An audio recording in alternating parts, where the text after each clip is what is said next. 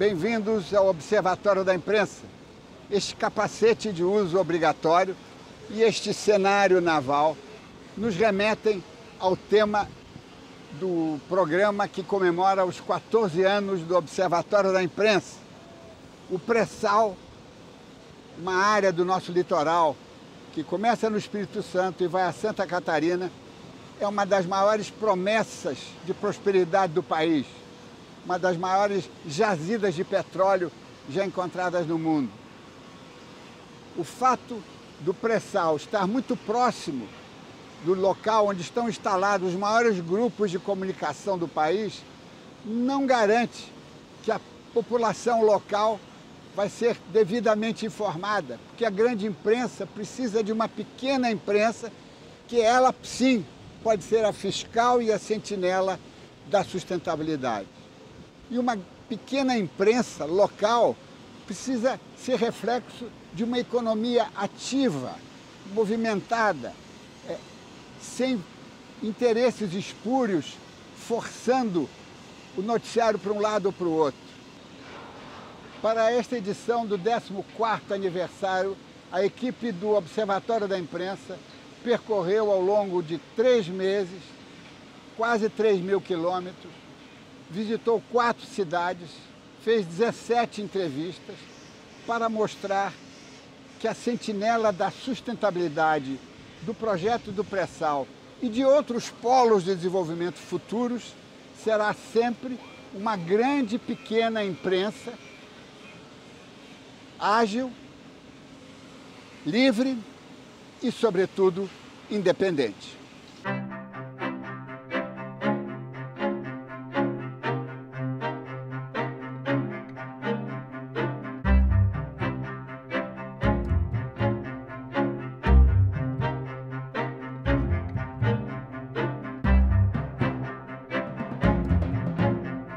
Uma das maiores riquezas do Brasil está no fundo do mar, numa profundidade que supera os 7.000 metros. É a chamada camada do pré-sal, que se estende por uma faixa ao longo de 800 quilômetros entre os estados do Espírito Santo e Santa Catarina. Vários campos já foram descobertos, porém o de Tupi, na Bacia de Campos, é o principal, com uma reserva de 5 a 8 bilhões de barris de óleo. A descoberta é considerada uma das maiores do mundo na última década. Hoje, o petróleo representa 10% do PIB brasileiro, podendo chegar a 20% em 2020. Mas esse crescimento econômico não é acompanhado por um desenvolvimento sustentável. Se a gente pensar só em crescimento do PIB desses municípios, em dinheiro estritamente, é garantido que elas vão ter uma aceleração nos próximos anos muito grande. Nada garante os anos que virão depois, mas nós sabemos que desenvolvimento não é só isso. Desenvolvimento é também desenvolvimento social, desenvolvimento humano, sustentabilidade, não pode acabar com o meio ambiente do local ou contribuir para problemas globais. Essa oportunidade de desenvolvimento pode fazer com que o Brasil rompa com as desigualdades sociais e regionais históricas do país. Agora, claro que a experiência tem mostrado que a divisão igualitária dos recursos não é adequada. A pulverização dos recursos para os municípios necessariamente leva à corrupção, a um recurso que vai para o ralo, porque os municípios não têm capacidade institucional para o planejamento das ações, a malversação desses recursos públicos, a construção de obras faraônicas. Isso acho que ocorre fundamentalmente em função de pouca fiscalização, né? Pouca transparência, inclusive, nos gastos desse dinheiro que vem do petróleo, né? Eu acho que a população, a sociedade local, tanto dos municípios quanto dos estados, ela não sabe direito, não tem acesso aos números reais. Esse dinheiro, ele estaria, né, teoricamente comprometido, né, com as gerações futuras, né? Políticas públicas são parte muito importante, a mobilização da sociedade é outra parte importante. É garantido que elas sairão desse processo todo, essas cidades, maiores, mas se sairão mais desenvolvidas, essa é uma história em aberto. As cidades beneficiadas, que receberão os recursos do pré-sal, têm formação histórica e sociocultural bem diferentes. Vitória do Espírito Santo tem a maior renda per capita entre as capitais brasileiras. Com 2 portos que exportam 25% da carga do país, o Espírito Santo é também o grande produtor de petróleo e gás e ostenta o título da 2ª capital brasileira em qualidade de vida. Mas a população convive com um contraste dramático. Atualmente, o Espírito Santo é o 2º estado mais violento do país. Os graves problemas da região não são destaque na mídia local. O principal problema da imprensa regional brasileira é decorrente do fato de que demorou muito tempo para que os locais mais distantes dos grandes centros se transformassem em comunidades, em sociedades capazes de manter um jornal vivo. Portanto, com exceção de alguns poucos títulos nos polos de desenvolvimento do país, até 15, 20 anos atrás era raríssimo você encontrar um jornal de alcance regional, estadual ou de região dentro de um estado que fosse capaz de sobreviver às custas apenas da sua receita de circulação e de publicidade. Se não tivesse a informação local nas nossas televisões, que são afiliadas, todas são afiliadas, eu acho que o povo não sentiria a falta do noticiário local, não. É uma pauta, não digo viciante, mas uma pauta rotineira. Existe um noticiário na televisão local de 10, 15, 20 minutos, que é obrigatório, é diário. Às vezes a gente não tem notícia para cobrir aqui. A capital capixaba conta com 3 jornais impressos, 4 na internet e 8 rádios, mas a pauta é limitada. Outra cidade que ganhou força a partir da exportação de cargas foi Santos, no litoral de São Paulo. O município abriga o maior porto da América Latina, responsável por mais de 1/4 da movimentação da balança comercial brasileira. Há 2 anos, foi iniciada a produção do pré-sal na Bacia de Santos. Hoje já são extraídos milhares de barris no polo do pré-sal e daqui a 5 anos a produção diária vai alcançar 1 milhão de barris por dia. Esse pulo, né, da produção 3 vezes maior, quer dizer, vai também gerar 3 vezes maior, ou não sei quantas vezes maior, esse dinheiro para os municípios e estados, né? Isso indica que jamais poderemos deixar todo esse montante na mão de prefeitos, né? Sem qualquer tipo de cobrança. Daí a necessidade de um controle social extremamente rigoroso. Há uma chave para responder essa questão. E essa chave é o conhecimento. É aproveitar esse afluxo de recursos, de investimento, para maximizar as oportunidades de acessar conhecimento daquela população. Isso tem qualidade do ensino público é, obviamente, um dos fatores centrais, mas não se esgota aí. É fazer aquela sociedade valorizar o conhecimento, toda ela, nas escolas, os pais, os fornecedores de serviço, o motorista de táxi, atrair centros produtores de conhecimento. A mídia em Santos está concentrada no tradicional Grupo Tribuna, que conta com um jornal impresso, uma rádio e um canal de televisão afiliado à Rede Globo. Outras emissoras de TV e rádio são minoritárias.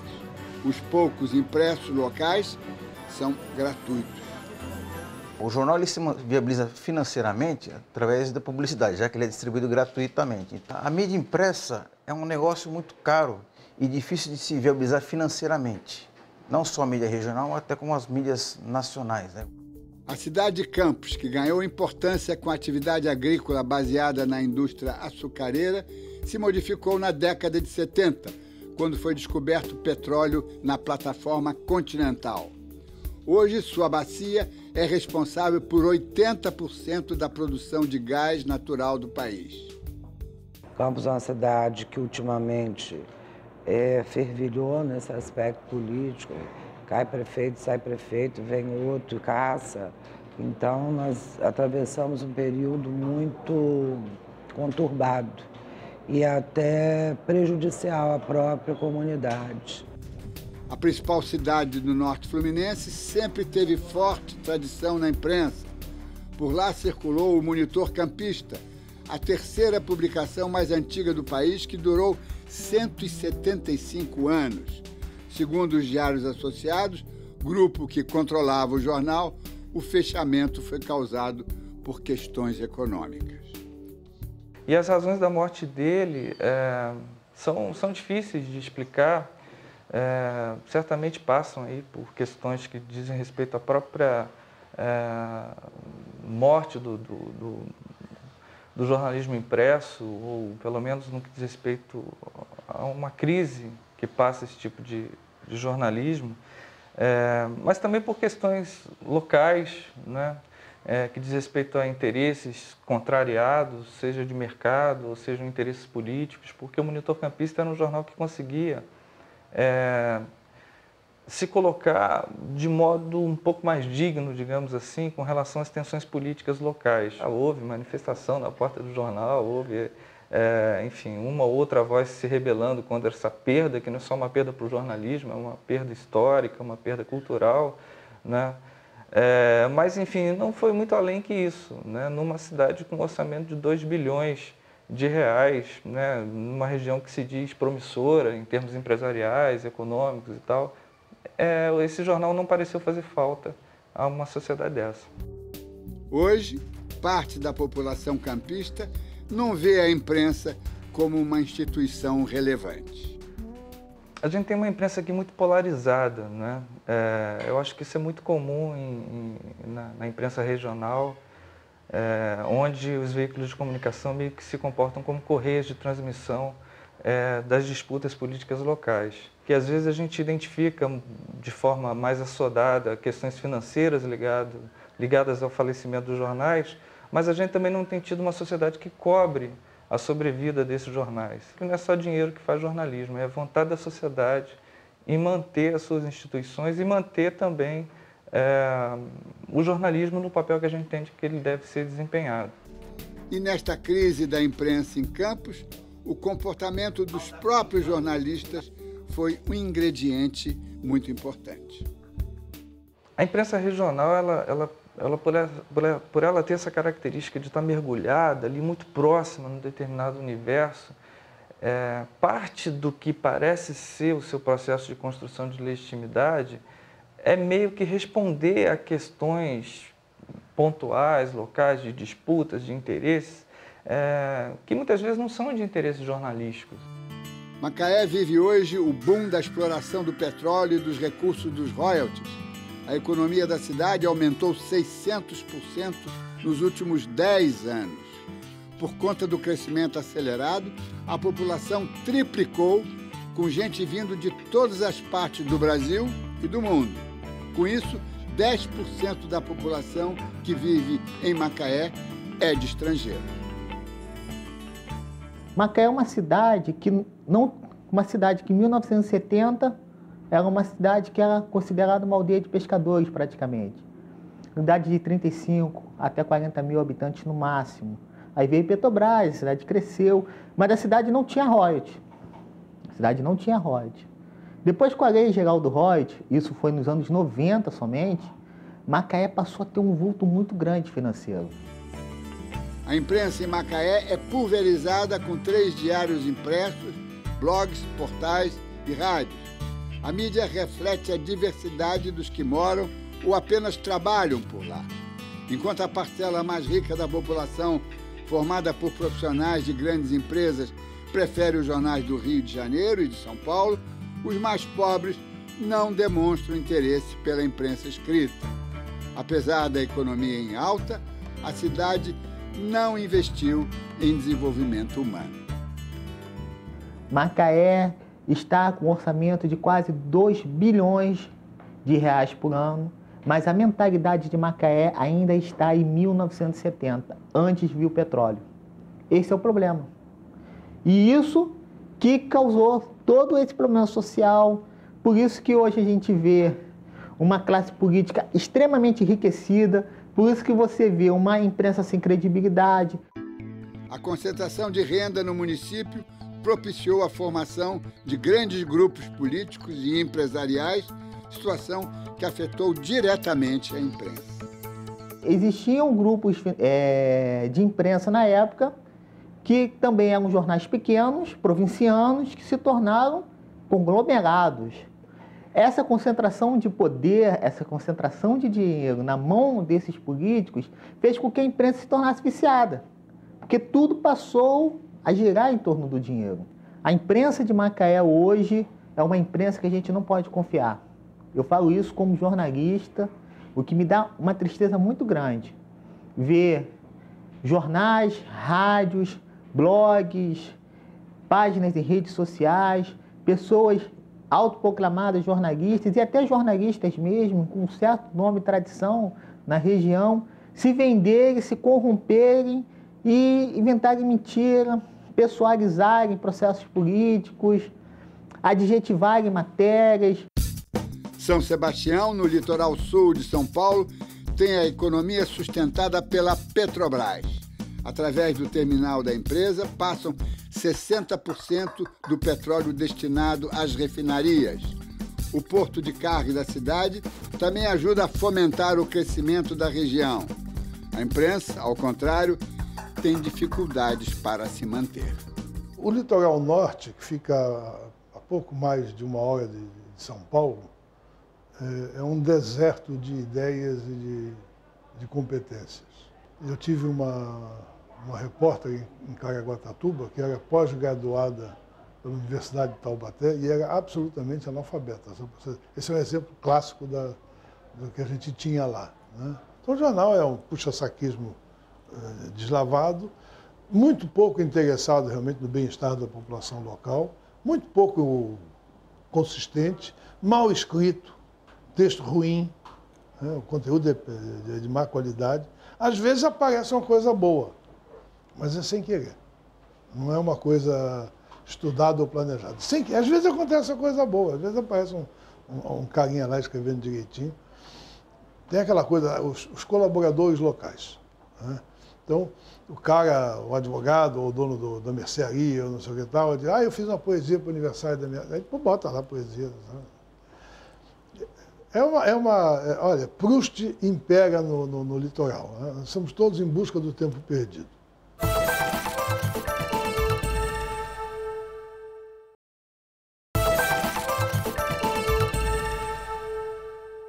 A manutenção de um pequeno jornal, de uma pequena rádio, de uma emissora de TV local, de um site, depende da publicidade local, das pressões dos anunciantes locais. Poucos gostam de assumir isso publicamente, mas é preciso reconhecer que a sobrevivência de um jornal depende de uma dose de coragem. E essa coragem é muito difícil de ser exercitada todos os dias, todas as horas, em todas as edições.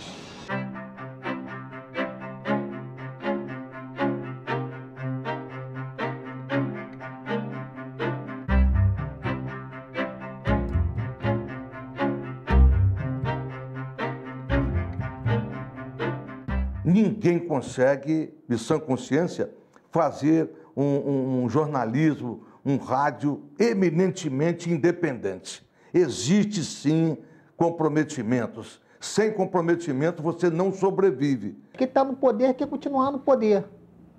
Ele não quer sair de jeito nenhum. E todo mundo que fala contra ele, ou contra o que ele está fazendo, ele vai tentar neutralizar de alguma forma.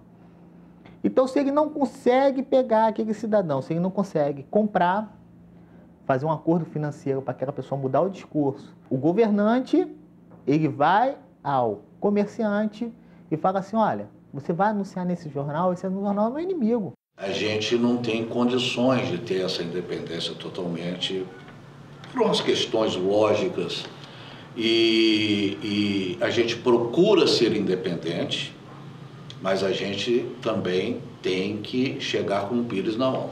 E os veículos, ele meio que, enfim, como não são são feitos em Marte, são feitos dentro de um determinado contexto histórico e econômico, eles também são parte dessa disputa, meio que se submete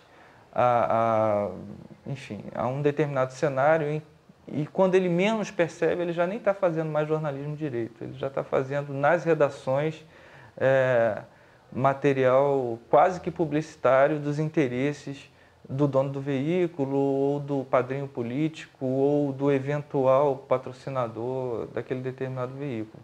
Enfrentar essas coisas é difícil porque passa por enfrentar a própria necessidade de sobrevivência econômica.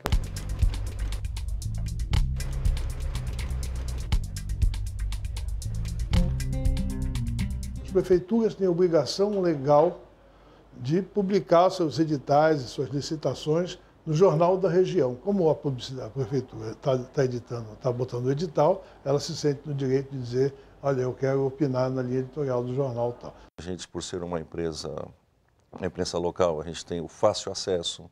Hoje é diferente de um grande centro, onde você, numa cidade com uma característica como Santos, ou enfim, as regiões que a gente circula, é muito fácil você encontrar os governantes, encontrar os grandes anunciantes. Principalmente cidade interior, onde todo mundo se conhece, fica mais difícil ainda você se livrar de um amigo que veio aqui, pelo amor de Deus, não dê, e a gente dá. A gente é meio ousado, a gente dá. Mas, evidentemente, que você pode dar mais ou menos. Agora, se esse amigo matou, ele vai sair. Um veículo de comunicação do interior, ele não olha uma prefeitura como um agente público que tenha, sabe, um papel social e que deve ser cobrado e que é o lugar do político, enfim. Um veículo de comunicação do interior, ele olha a prefeitura como uma fonte de recurso. É um anunciante em potencial. E aí os veículos de comunicação, assim como todas as outras forças econômicas, estão disputando esse mesmo dinheiro, né? E com as consequências óbvias que isso traz para o jornalismo, ou seja, como ser independente num cenário desse.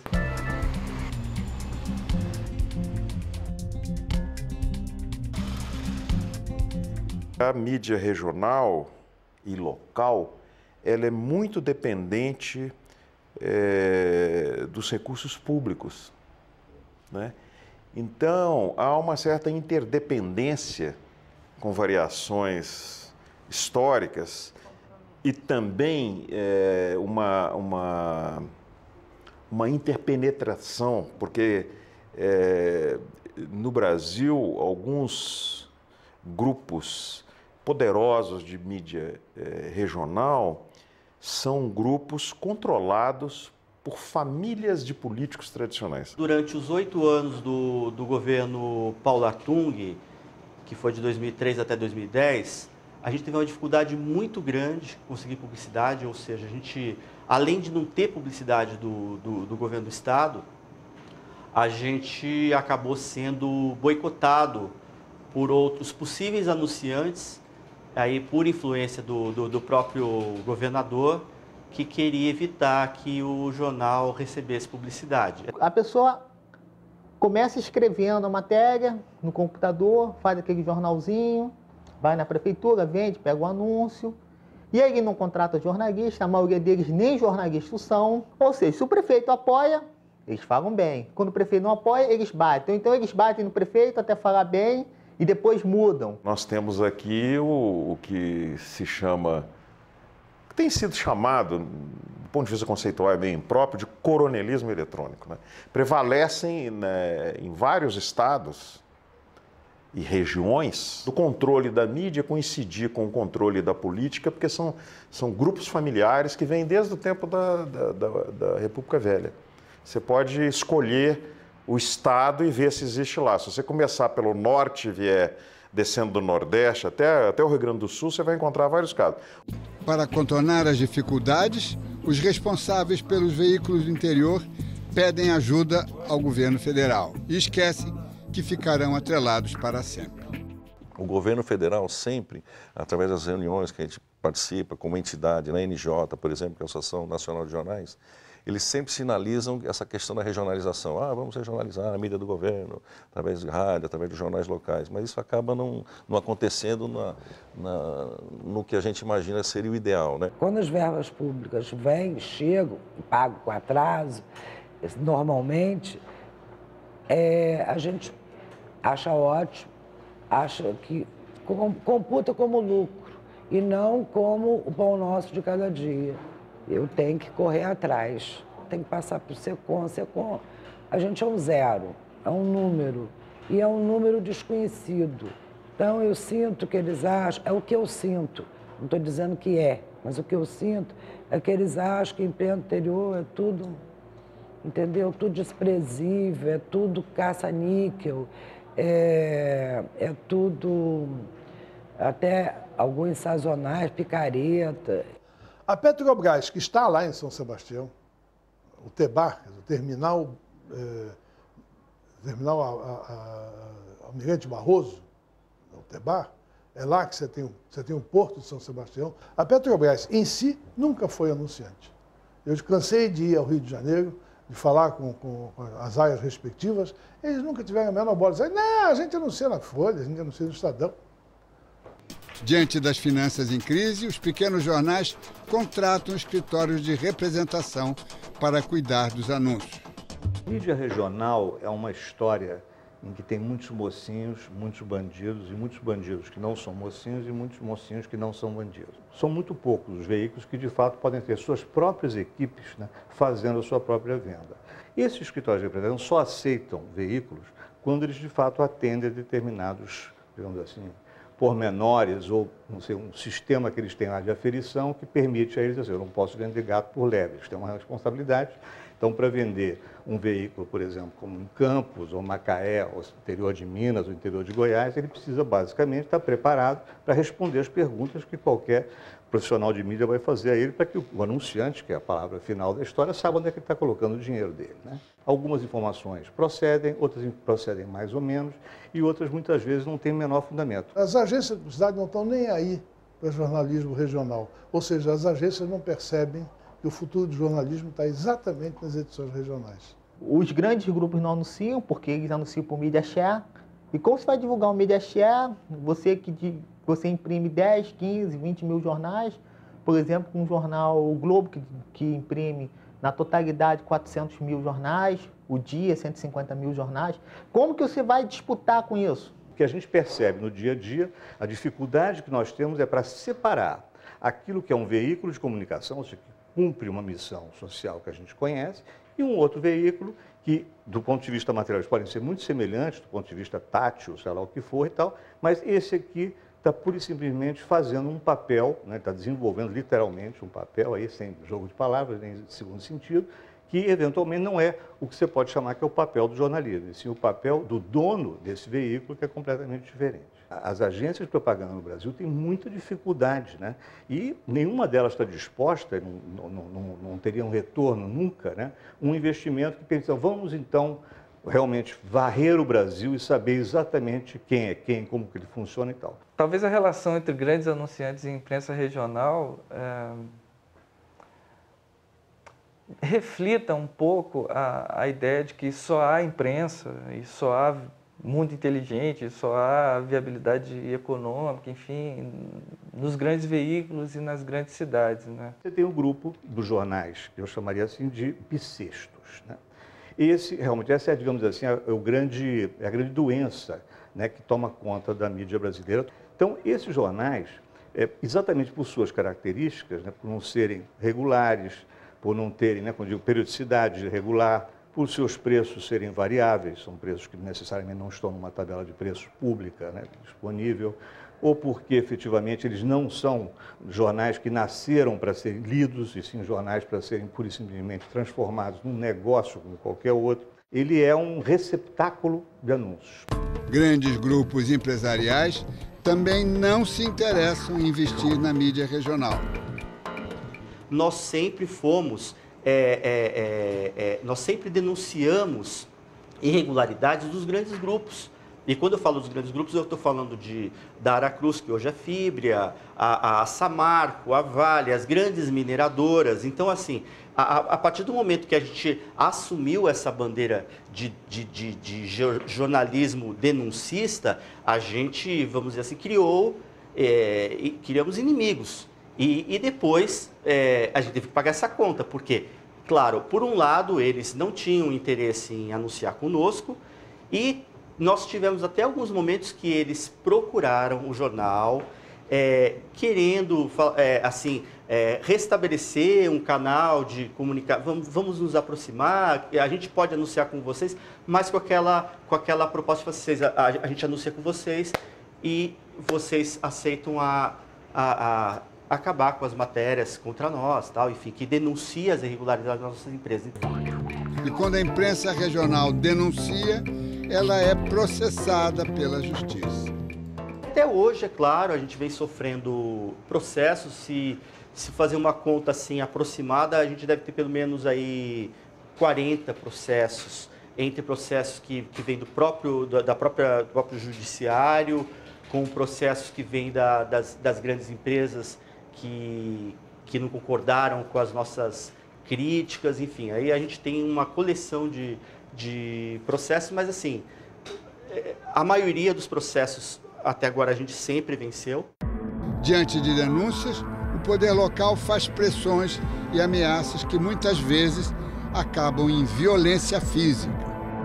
O prefeito, que é o Juan Garcia Ponce, a gente começou a denunciar as coisas que ele estava fazendo, coisas muito feias, muito desagradáveis. Ele cometeu vários crimes, várias barbaridades na cidade, e o jornal denunciou. Vamos denunciar isso aí, entra com uma ação na OAB para encher o saco desse cara. Não se anuncia mais nada, a prefeitura não anuncia mais nada no jornal. Isso não é greve. O comércio que anunciar no jornal, eu boto fiscalização em cima. Aí começou a ficar russo. Aí realmente a coisa começou a complicar. Aí culmina que um determinado dia, uma determinada madrugada, entra um grupo de bandidos, ataca uma das impressoras, não conseguiram destruir, mas provocaram sérios danos, e ameaçaram o pessoal que estava. Tinha 2 redatores no jornal ainda, e tinha o pessoal da oficina. E botaram arma na cabeça. Todo mundo sabe, segredo de polichinelo, todo mundo sabe quem, onde, como, quando, não tem nenhuma dúvida a respeito, mas nada aconteceu. E a pressão econômica muito forte. Quer saber da coisa? Vamos vender. E aí, meu filho, vai vender para quem? Eu digo, para quem? Para eles. Dá o telefone aqui. Eu liguei lá para o prefeito, eu quero falar com o Juan. Juan Henrique. Estou vendendo o jornal. Quer comprar? Eu disse, vou mandar o português te procurar. A mídia do interior sofre com questões econômicas e políticas, um quadro bem diferente da imprensa norte-americana, criada a partir da expansão do sistema ferroviário nos Estados Unidos em meados do século XIX. Um dos segredos, na minha opinião, da força da imprensa norte-americana e da democracia norte-americana é o fato de que, desde o início do país, a imprensa regional existiu e foi forte. À medida que os trens iam sendo construídos e levados para o oeste dos Estados Unidos, eles eram sempre acompanhados por jornalismo. Então, os jornais eram capazes de se sustentar com relativa independência em relação a governos, porque as comunidades locais geravam suficiente riqueza para ser capaz de manter o jornal por meio de anúncios, por meio de publicidade.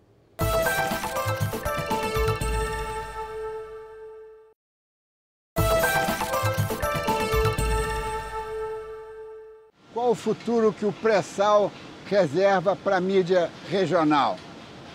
É certo que os avanços tecnológicos constituem um grande passo, grandes plataformas disponíveis para pequenas empresas, mas é preciso que as lideranças locais, o empresariado e os políticos reconheçam que sem uma imprensa livre, será impossível fazer a verdadeira vigilância dos interesses das comunidades.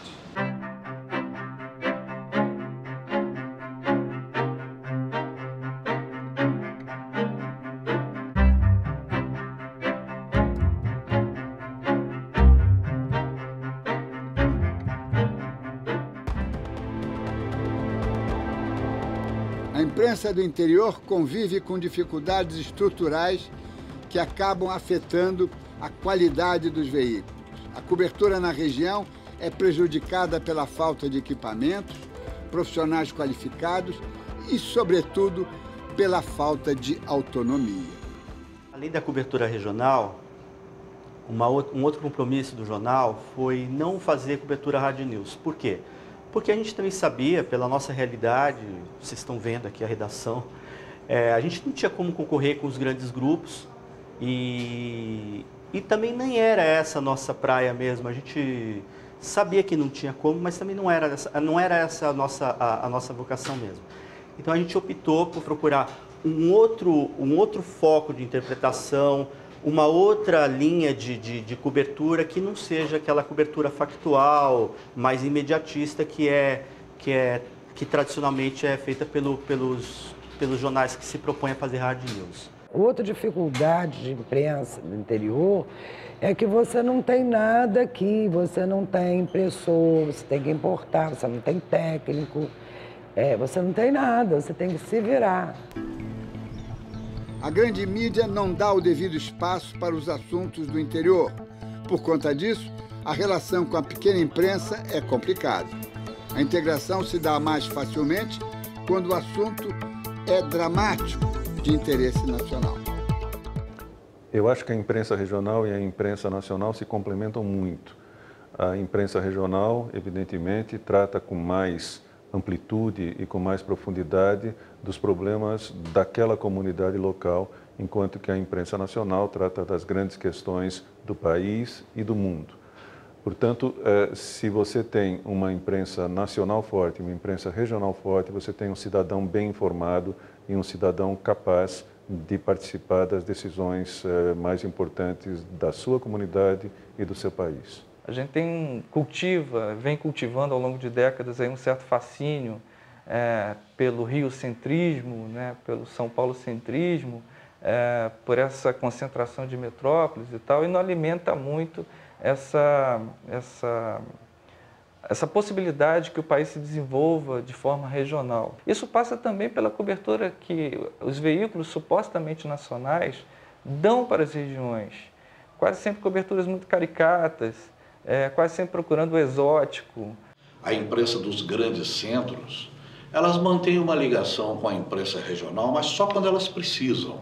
Elas não mantêm uma relação de duas vias normal. Por exemplo, imaginemos que eu trabalho numa grande empresa aqui, de uma afiliada. Eu tenho uma matéria aqui que eu acho interessante e eu digo para eles, eu tenho uma matéria aqui que é colocar nacional, dificilmente eles aceitam. É engraçado como que recorrentemente a imprensa local é furada pela imprensa nacional em casos que envolvem, por exemplo, a área de petróleo.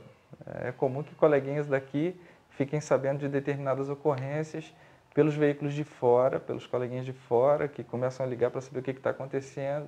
Isso mostra uma certa deficiência da imprensa local. E aí depois é que eles vão correr para apurar o que está acontecendo e aí promover essa interação na cobertura e tal. O avanço da internet chegou com força ao interior. Os blogs ocuparam o espaço deixado pela pequena imprensa tradicional.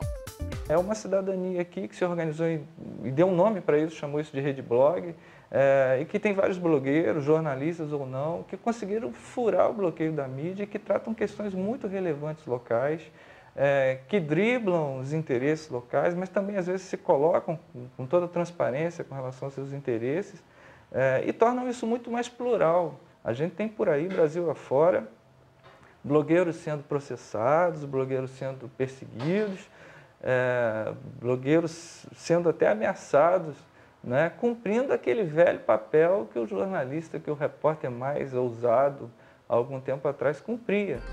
Apesar das deficiências, a cobertura regional é fundamental para a comunidade, sobretudo como prestadora de serviço. Eu acho que ela é um grande aliado nas dificuldades, nos anseios, na prestação de serviço. O jornal regional, ele é tão importante, ele faz parte do dia a dia da pessoa. Não adianta a pessoa ter o acesso ao leitor do Estado de São Paulo, Folha de São Paulo, que tem uma participação pequena nas regiões, que o que ele quer é aquela rua, o que impacta determinado imposto, uma programação teatral. A gente prioriza, obviamente, o botequim da esquina, porque quanto mais globalizado é o mundo, mais importante é a notícia local.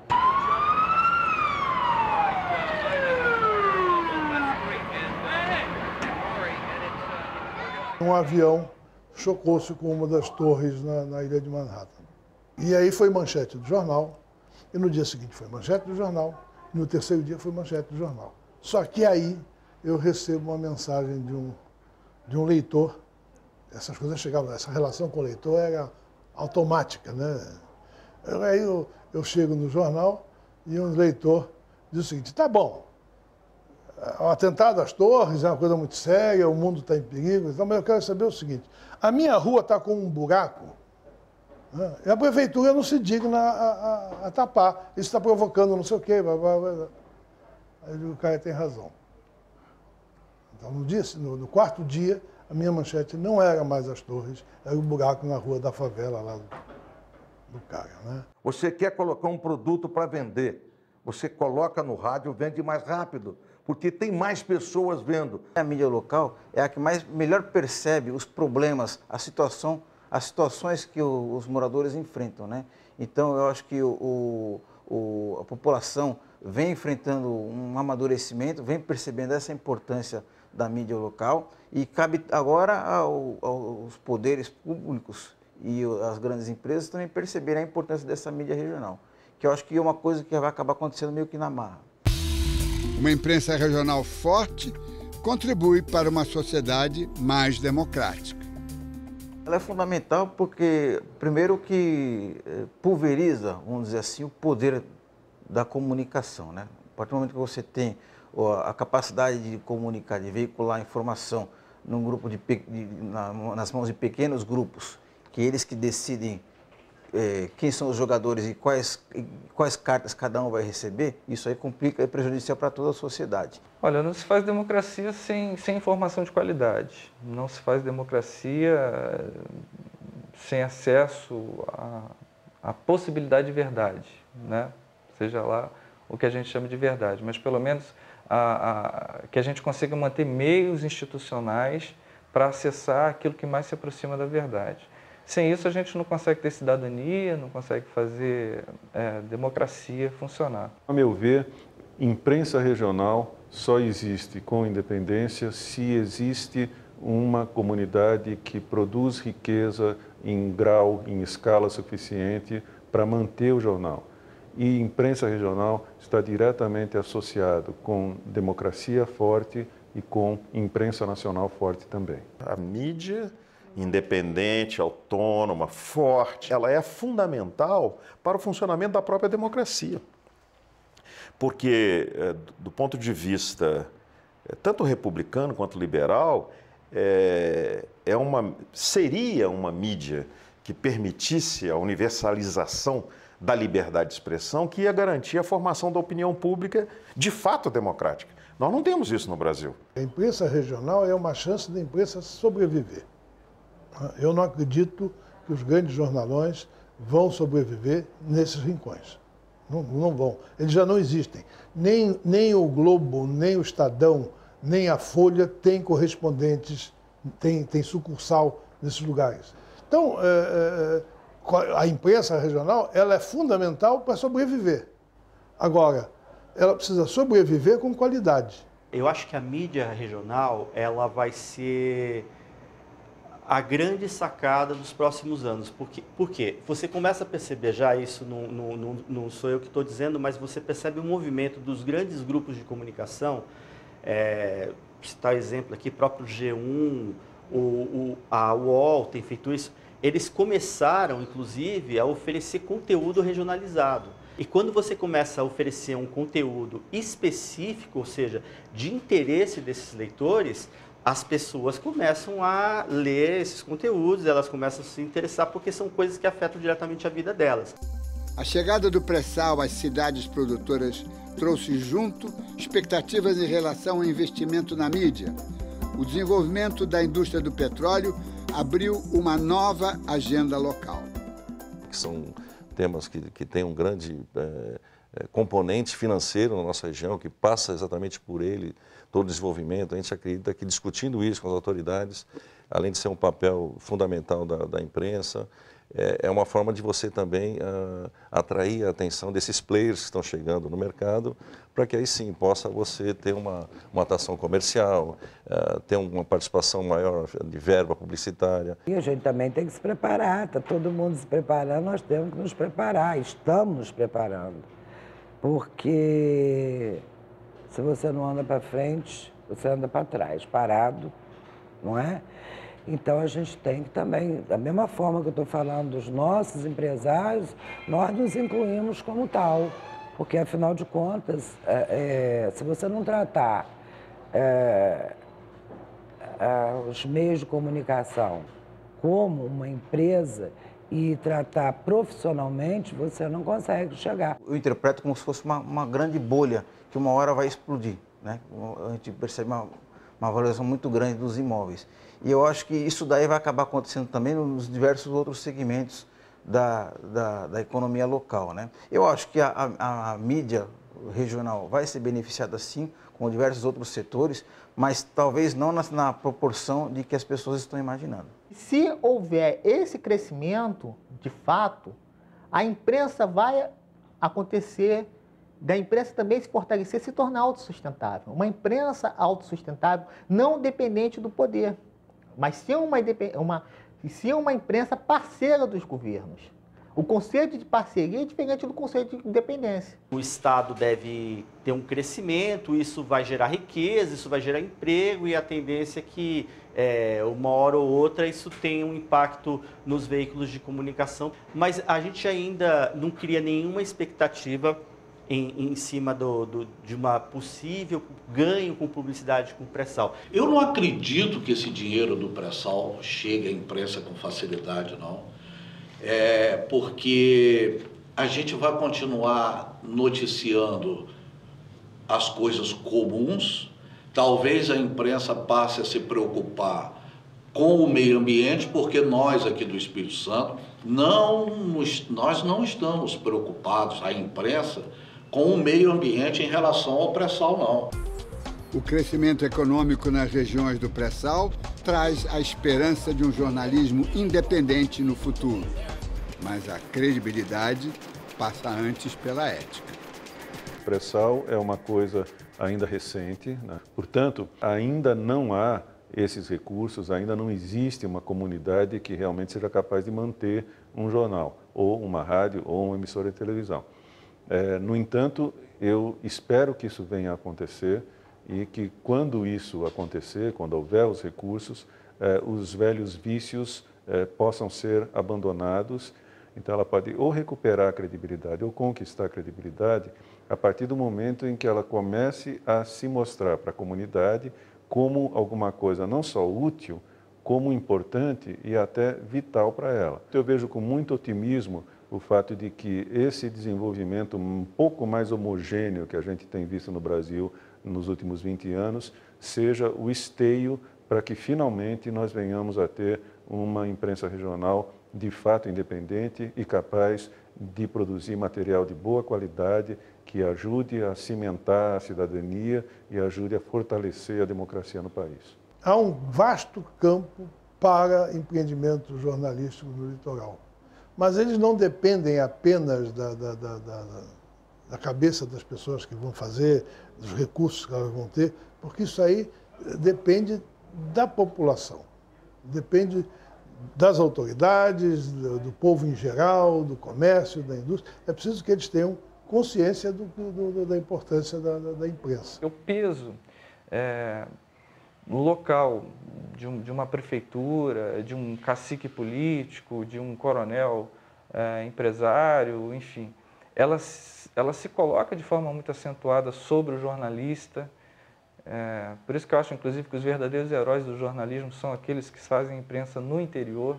Né? Se a gente tivesse que escolher hoje o melhor jornalista do Brasil, certamente ele não está nos grandes veículos, é um tipo de sujeito que está perdido em algum rincão por aí, enfrentando algum coronel local. E a gente precisa de instituições que protejam o exercício desse jornalismo.